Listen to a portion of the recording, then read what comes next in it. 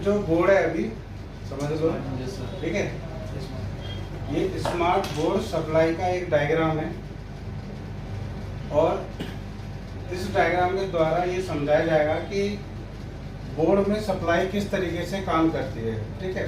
तो आज इसके ऊपर हमारी एक क्लास होने वाली है और इसमें जो जितनी भी दिक्कतें आती है वो भी मैं आपको यहाँ पे समझा दूँगा और साथ के साथ ये सर्किट कैसे काम करता है, यानी जो स्मार्ट बोर्ड है हमारा, इसके अंदर जो सप्लाई लगी हुई है ये किस तरीके से काम करती है, ये भी आपको एक आइडिया लग जाएगा यहाँ पे कि कहाँ पे कितने वोल्टेज होने चाहिए। तो मैं आपको पहले इसको समझा देता हूँ, फिर आपको इसमें कुछ फंक्शन ऑपरेट जो हो रहे हैं उनकी डिटेल में यहाँ पे बता दूंगा कि किस तरीके से वो काम कर रहा है सर्किट। तो आप समझ लीजिए एक बार, आपको इस वीडियो से बहुत हेल्प मिलेगी कि किस तरीके से ये सर्किट काम कर रहा है। तो देखिए यहाँ पे दो पॉइंट आपको दिखाई देंगे हमेशा, यहाँ पे आपको ऐसा एक स्विच दिखाई देगा इस तरीके से हर एक सर्किट में, ठीक है, जिसमें 3 पॉइंट बने होंगे या किसी में ये एक केबल बाहर आ रही होती है टीवी के लिए जो स्विच में लगेगी। तो यहाँ से इस तरीके से तार लगे होते हैं और यहाँ से एसी इनपुट हो रही होती है आपकी, ठीक है। एसी वोल्टेज यानी कि जो हमारे नॉर्मल जो घर में आते हैं अल्टरनेटिव करंट, ठीक, वो करंट आपका यहाँ पे टीवी के अंदर यानी जो सप्लाई है उसके अंदर प्लग इन हो रहा है और यहाँ से वो सप्लाई जाएगी मूवमेंट होके फ्यूज के पास में, ये फ्यूज लगा होगा ये काम का, ठीक है।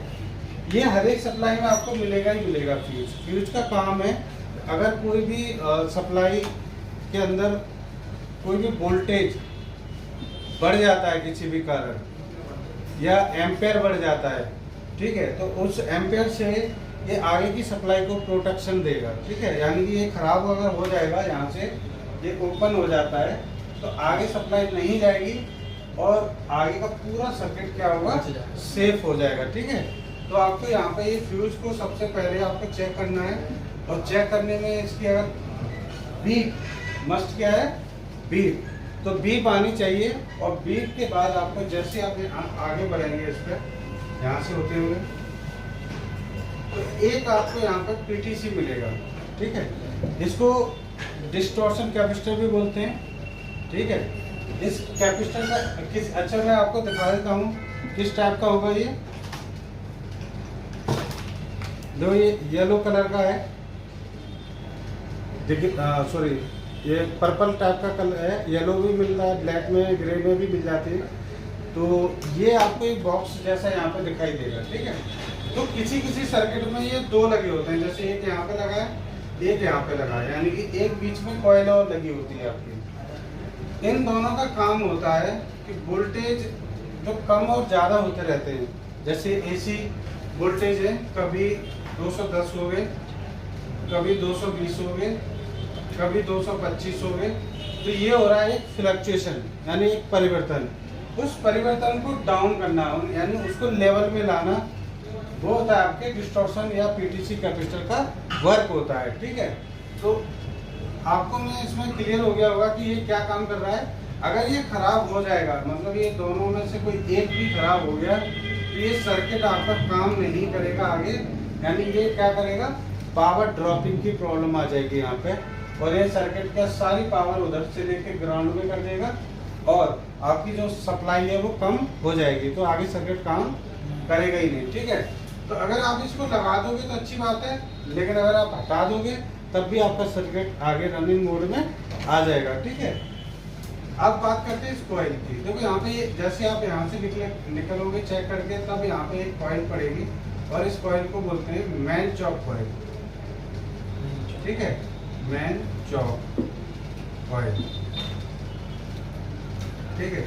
इस कॉइल का काम है, जो फ्रीक्वेंसी आ रही होती है हमारी एसी के अंदर, जो फ्रीक्वेंसी स्टैंडर्ड है 50 हर्ट्ज, उस फ्रीक्वेंसी को कंट्रोल करना, उस फ्रीक्वेंसी को लेवल में लेके आना, यानी अगर फ्रीक्वेंसी कम आ रही है तो ये पास कर देगी, कोई रिएक्ट नहीं करेगी, फिल्टर करेगी और पास कर देगी। लेकिन अगर ये कॉइल पे 50 के अलावा 55 हर्ट्ज अगर हो जाते हैं तो ये 5 हर्ट्ज के लिए क्या करेगी, उसको डाउन में लाने का काम करेगी, यानी फ्रिक्वेंसी को, एक्स्ट्रा फ्रिक्वेंसी को रिमूव करने का काम करेगी। ठीक है, अगर ये खराब हो जाती है तो कई बार टीवी का क्या इफेक्ट आएगा, स्मार्ट टीवी है या नॉन स्मार्ट टीवी है, तो हल्की हल्की झंझनाहट टाइप आ जाती है, हल्की हल्की लाइन टाइप भी आ जाती हैं। तो ये ज़्यादातर इसके सिम्टम होते हैं। तो झंझनाहट टाइप है ना, मच्छर टाइप, बहुत ज़्यादा कुछ ऐसे टाइप भी इस पर बनना शुरू हो जाते हैं इसकी वजह से। तो अगर आपको इस टाइप की भी कभी प्रॉब्लम आती है तो एक बार जो कॉयल है आपकी RF कॉयल या मेन कॉयल, इसको चेंज करके आपको जरूर देखना है। ठीक है, तो इसके बाद जैसे आप चेक करके आगे बढ़ोगे, यहाँ से AC आगे जैसे होगी तो यहाँ पे एक NTC मिलेगी आपकी, जिसको थर्मिस्टर भी बोलते हैं। ठीक है, तो मैं आपको इसमें सारे डबल नाम भी बता दे रहा हूँ कि क्योंकि अगर NTC किसी सर्किट पर लिखा है तो किसी सर्किट पर यहाँ थर्मिस्टर भी लिखा हुआ मिल जाएगा।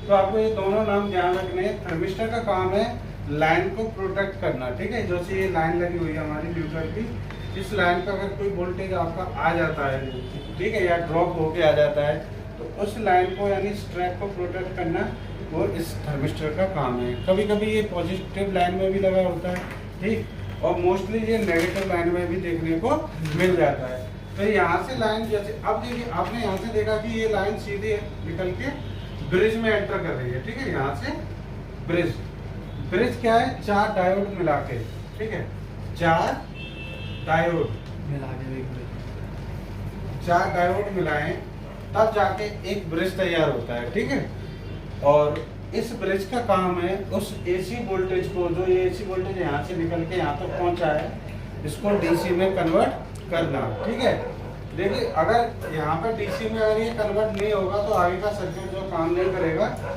तो अब इतना जो कंपोनेंट लगे हैं यहाँ से लेकर यहाँ तक ब्रिज के इनपुट तक, ये सब के सब AC को फिल्टर करने का काम कर रहे हैं, स्टेबल करने का काम कर रहे हैं। जो कंपनियां ये सब कंपोनेंट नहीं लगाती हैं उनके जो सर्किट की लाइफ है, ठीक है, वो बहुत ज़्यादा कम हो जाती है, शॉर्ट हो जाती है। ठीक है, तो ये लाइफ बढ़ाने का भी काम कर रहे हैं, फिल्टर भी कर रहे हैं। तो यहाँ से AC आपकी यहाँ पे पहुँचेगी, और इस ब्रिज का काम क्या है, AC टू DC। ठीक है, यानी AC वोल्टेज को DC में लाने का काम हो रहा है। ठीक है, अब ये ब्रिज आपका कौन सा है, कहाँ लगा है, वो मैं आपको इसमें दिखा देता हूँ। ये ब्लैक कलर का आप यहाँ पे देखेंगे। ठीक है, ये कॉयल आप देखोगे, ये कॉयल है, और ये आपके PTC है। ये यहाँ पे कंपोनेंट देख पा रहे हैं आप। तो यहाँ तक आपको समझ में आ गया होगा कि किस तरीके से काम कर रहा है सर्किट यहाँ तक।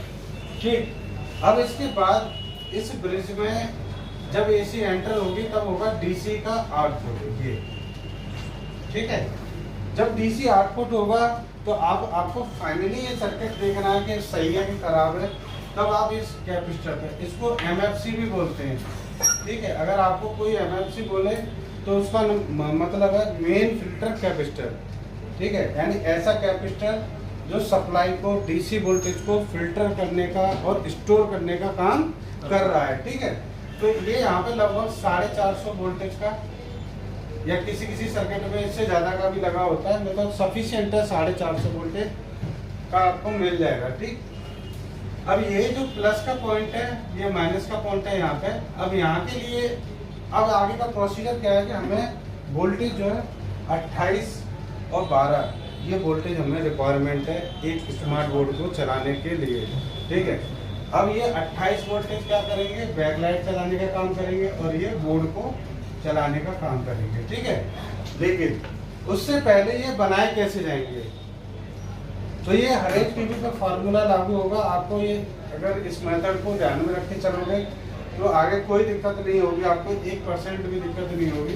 तो ये पॉजिटिव वाली जो लाइन है, यहाँ पे एक ट्रांसफार्मर मिलेगा आपको, हर एक बोर्ड में एक ट्रांसफार्मर मिलेगा ही मिलेगा। ये पीले कलर का आप देखोगे बड़ा चौकोर, ये हर एक बोर्ड में मिलेगा ही मिलेगा। ठीक है, तो एक ट्रांसफार्मर में कितनी वाइंडिंग होती है, 3 वाइंडिंग होती है। ठीक है, तो प्राइमरी यानी एक पॉइंट प्राइमरी का ये रहा और एक पॉइंट ये रहा।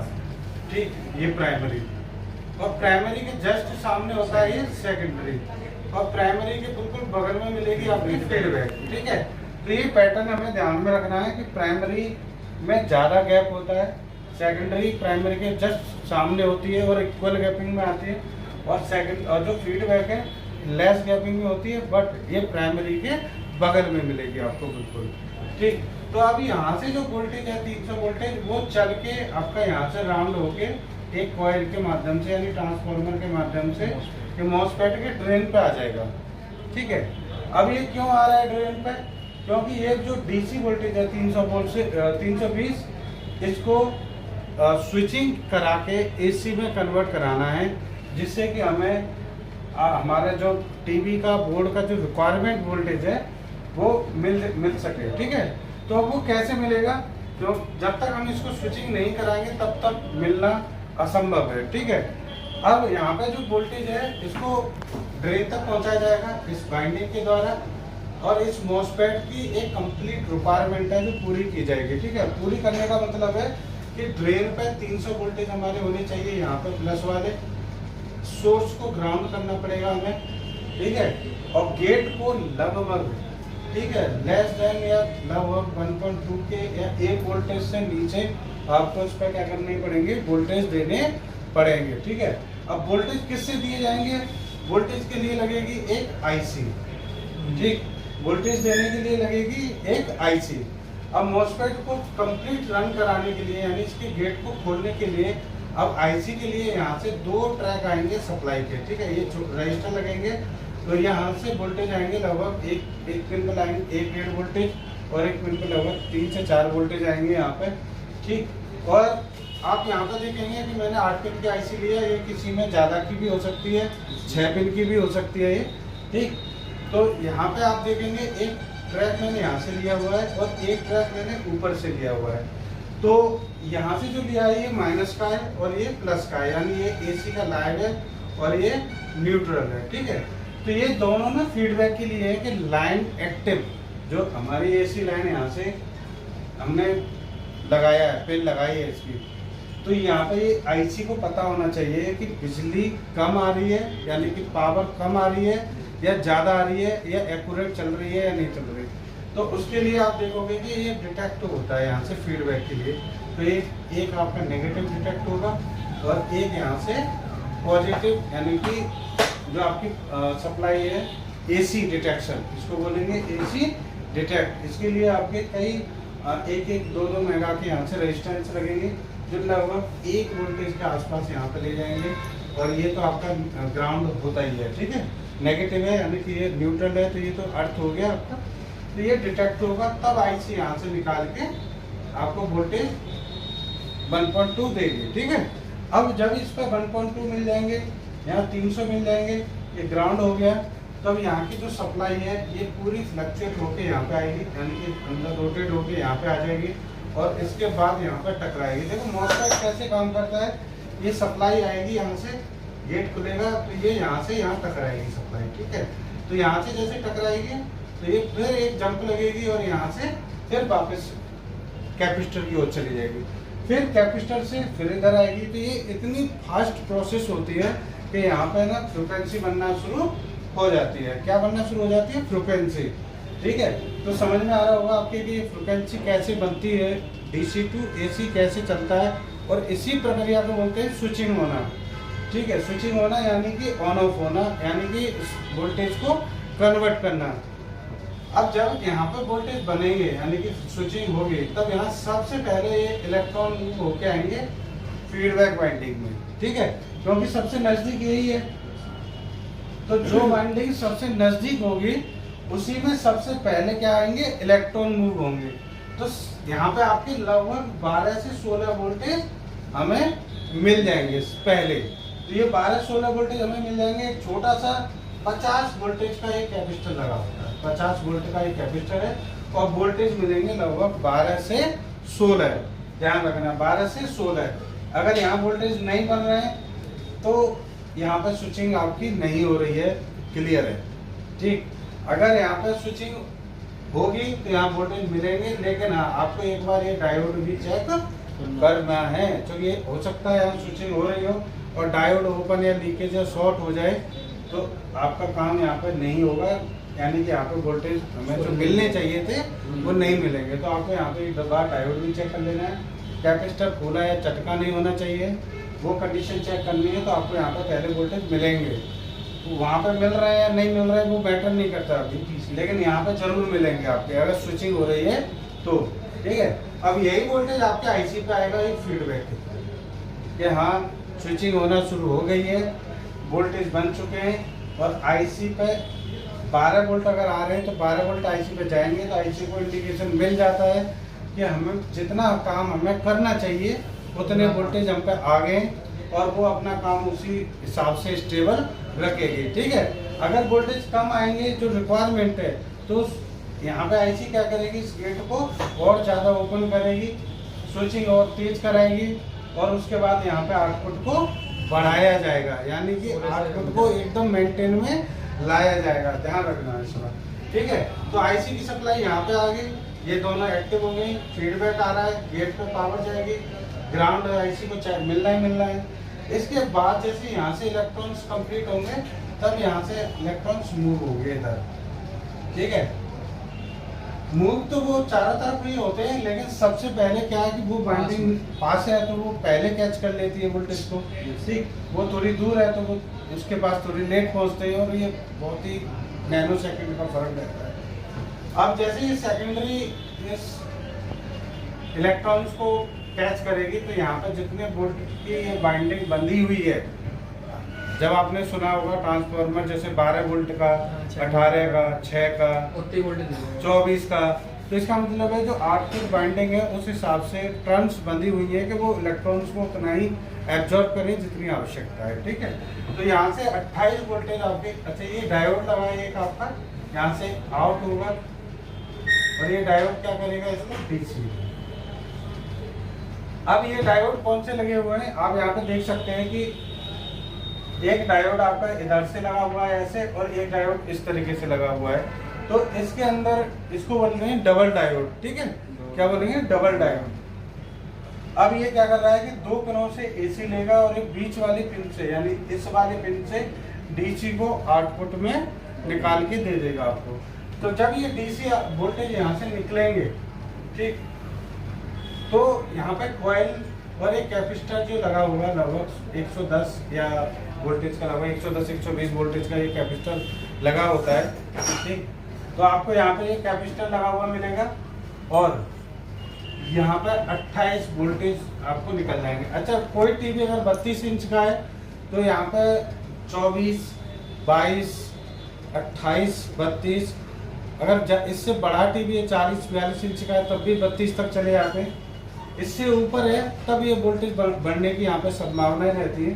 ठीक है, और इसके बाद यहाँ से जब इलेक्ट्रॉन्स जाएंगे तो सेम पैटर्न यहाँ पर फॉलो होगा। ये एक डायोड लगेगा, यहाँ पे इन होगी वोल्टेज, और एसी इन होने के बाद यहाँ से डीसी आउट होगा। अब यही वोल्टेज है जो आपको पूरे बोर्ड पे क्या करेगा, चलाने का काम करेगा। ठीक, सप्लाई को। तो यहाँ से वोल्टेज आपका फिल्टर होकर निकलेगा, लगभग ये 35 वोल्ट का क्या होगा, कैपेसिटर लगा होगा जो 12 वोल्टेज को स्टोर करेगा और फिल्टर करेगा। ठीक, अब यही 12 वोल्टेज में 2 रजिस्टर के थ्रू यहाँ ऑप्टो कॉपरेट आईसी के पिनों पे आएंगे, 1 और 2 पे, 1 और 2 पे, एक रजिस्टर के थ्रू।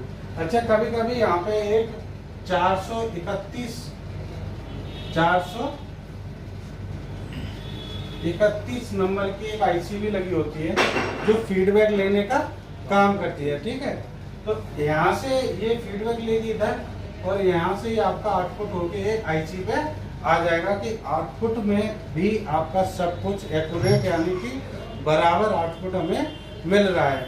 अच्छा, अगर ये आईसी खराब हो जाती है तो क्या होगा, आउटपुट फ्लक्चुएशन होना शुरू हो जाएगा। ठीक है, क्या होगा, आउटपुट फ्लक्चुएट होगा, जैसे 12 हो गया, कभी 16 हो गया, कभी 14 हो गया, कभी 8 हो गया, कभी 7 हो गया। ठीक है, इसी तरीके से यहाँ पे फ्लक्चुएट होगा। वोल्टेज सही मिलनी चाहिए। आपको क्या करना है इसमें, ये भी चेक कर लेंगे, ये भी क्विकली चेक कर लेने, फिजिकली डैमेज ना हो, और उसके बाद सीधे आपको ये फीडबैक को पकड़ना है। ठीक है, फीडबैक आईसी मुश्किल से 5 की 2 आपको आसानी से मिल जाएंगी, और आराम से आप बदल सकते हैं उनको। ठीक है, 5 रुपए की 2, और इसका जो नंबर है वो भी मैं आपको यहाँ बता देता हूँ, 817 ये नंबर है। ये फिक्स नंबर है, इसी नंबर की आईसियाँ मिलती हैं मार्केट में।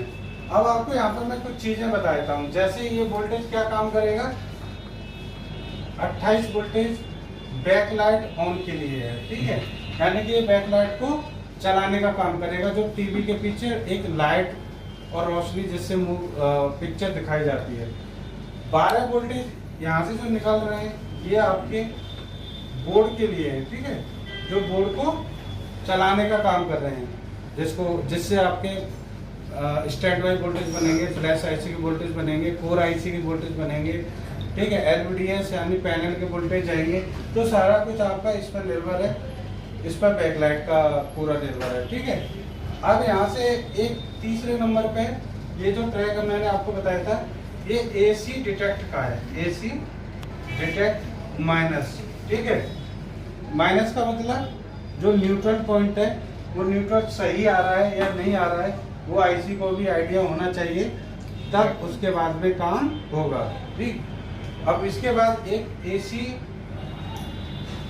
जो डिटेक्ट है प्लस, ठीक है, यानी कि यहाँ से जो प्लस है यानी ये लाइव अगर डिटेक्शन हमारा कुछ रेजिस्टेंस के थ्रू जाएगा, 1.25 वोल्टेज हो जाता है यहाँ तक, तो ये डिटेक्शन भी यहाँ पर पूरा होना चाहिए कि एसी सही आ रही है कि नहीं आ रही है। और ये हर एक सप्लाई में लागू होता है, चाहे लैपटॉप की सप्लाई हो, चाहे टीवी की सप्लाई हो, चाहे किसी की भी सप्लाई हो, एसी डिटेक्शन सर्किट हर एक में आपको मिलना ही मिलना है, ठीक है। और उसके बाद आपका यहाँ पे सर्किट जो है, एक है ऑप्टो कपलर, ठीक है, ऑप्टो कपलर, ये काम करेगी आपका फीडबैक का, फीडबैक लेने का काम करेगी ऑप्टो कपलर, ठीक है। और ऑप्टो कपलर जो फीडबैक देगी, उसके बाद यहाँ पे जो आईसी के लिए फीडबैक जो जा रहा है, ये आपका 12 वोल्ट का फीडबैक अलग आईसी के लिए जाएगा ही जाएगा। तो ये 5-6 पॉइंटों को हमें विशेष और ध्यान देना है कि सर्किट किस तरीके से काम कर रहा है, सर्किट को कितनी बेसिक रिक्वायरमेंट की हमें ज़रूरत है। सबसे पहले मैं आपको बता दूं, बेसिक रिक्वायरमेंट आपको एसी इनपुट चेक करना है। दूसरा मैं आपको बता देता हूं, यहाँ पर डीसी वोल्टेज चेक करना है यहाँ पर, ठीक है, लगभग 300 वोल्टेज होना चाहिए। तीसरा मैं आपको बता देता हूँ कि आपको कहाँ पर चेक करना है, इनमें से कोई भी या दोनों आप फीडबैक वो देख लीजिए आउटपुट हो रहा है या नहीं हो रहा है। अगर आउटपुट हो रहा है तो आपको ये देखो आउटपुट कांस्टेंट यानी फिक्स हो रहा है या नहीं हो रहा। फिक्स अगर हो रहा है तो फिर कोई दिक्कत ही नहीं है, फिर तो आपकी आईसी भी वर्क कर रही है, फीडबैक भी हो रहा है, सब कुछ हो रहा है। अच्छा, अगर आपका आउटपुट फ्लक्चुएशन हो रहा है तो आप फीडबैक को देख लीजिए, ठीक है। सबसे पहले आप फीडबैक को देखिए और पहले कैपेसिटर चटके हुए और फूले हुए नहीं हो उसको चेक कर लीजिए, ठीक है। अब दूसरा आता है कि आपका यहाँ पे वोल्टेज तो है पर आउटपुट 0 है, ठीक है। यहाँ पे आपका आउटपुट क्या है, 0, आउटपुट हो ही नहीं रहा। तो क्यों नहीं हो रहा आउटपुट, ये हम कैसे पता लगाएंगे? तो उसका पता लगाने के लिए आपको क्या करना है, यहाँ से यहाँ पर आपको यहाँ पे चेक करना है इस पिन पे कि आपकी स्विचिंग हो रही है या नहीं हो रही है, यानी कि ड्रेन साइड की पिन पे यहाँ पर 300 दिखाएगा और यहाँ पर 1000 टच चला जाएगा वोल्टेज। कहाँ पर, जहाँ पर ड्रेन वाली प्राइमरी है, ठीक है। तो जब आपको इतना आइडिया आया तो मैं दिखा दूंगा ये कहाँ पर है, ठीक। तो ये हो गया आपका ड्रेन वाला, यहाँ 1000 टच हो जाना चाहिए वोल्टेज। अगर यहाँ 1000 टच नहीं हो रहा है, स्विचिंग नहीं हो रही है, तब आपका अगला स्टेप क्या होना चाहिए, मॉसफेट को चेक करना है और आईसी को चेक करना है। ये दो चीज आपको चेक करनी है, मॉसफेट और आईसी। अब अगर मॉसफेट खराब है तो आप आराम से रिप्लेस कर दीजिए, अगर मॉसफेट खराब नहीं है तो आईसी को आपको रिप्लेस करना पड़ेगा। अगर दोनों ही खराब हो गए, किसी भी कंडीशन में दोनों ही फूक गए, तो आप इन दोनों की जगह आप यहाँ पे कुछ मॉड्यूल्स के नाम लिख देता हूँ जो आगे आपको इसमें वीडियो में हमने डाले हुए हैं, आप उनको लगा सकते हो। जैसे 5 तार वाला एक मॉड्यूल आता है, 4 तार वाला एक मॉड्यूल आता है। तो ये दो ऐसी चीज़ें हैं जो ये दोनों अगर ख़राब हो जाते हैं किसी भी कंडीशन में, तो आप आसानी से आप क्या कर सकते हैं, रिपेयर कर सकते हैं। ठीक है, पहले तो आप कोशिश यही करना कि इन दोनों में से कुछ भी खराब है उसको आप रिप्लेस करना है। अगर रिप्लेस करने के बाद भी ये आईसी रिस्पॉन्स नहीं दे रही है तो आपको ये सबसे बढ़िया, आप हमारी और वीडियो पड़ी हुई है, इनको लगाने का किस तरीका आसानी से बताया कि ये कैसे लगाना है, ये कैसे लगाना है, 3 तार का कैसे लगाना है। आप उन तीनों वीडियो को देख के अब इनको आराम से रिप्लेस कर दोगे और आराम से क्या करोगे, आप इनको सही कर जाओगे। ठीक है, तो ये सर्किट था जो मैंने आपको समझाया है, जिसमें क्या क्या लगा हुआ होता है, कौन सा कंपोनेंट क्या काम कर रहा है, कहाँ कितना वोल्टेज होना चाहिए और कितना आउटपुट होना चाहिए, और फीडबैक कैसे चल रहा है, फ्लक्चुएशन वगैरह, मैंने इसमें आपको लगभग सारी चीज़ें कवर करी हैं। तो उम्मीद करते हैं आपको समझ में आ गया होगा वीडियो या इस फंक्शन में कि किस तरीके से ये काम कर रहा है सर्किट। ठीक है, तो इसका नेक्स्ट वीडियो हम देंगे आपको, प्रैक्टिकली वीडियो कि किस तरीके से ये आपका सर्किट जो है पावर ऑपरेट कर रहा है, कहाँ पे ये आप चेक करोगे। तो ये सब कुछ आपको नेक्स्ट मिल जाएगा बहुत जल्द। धन्यवाद।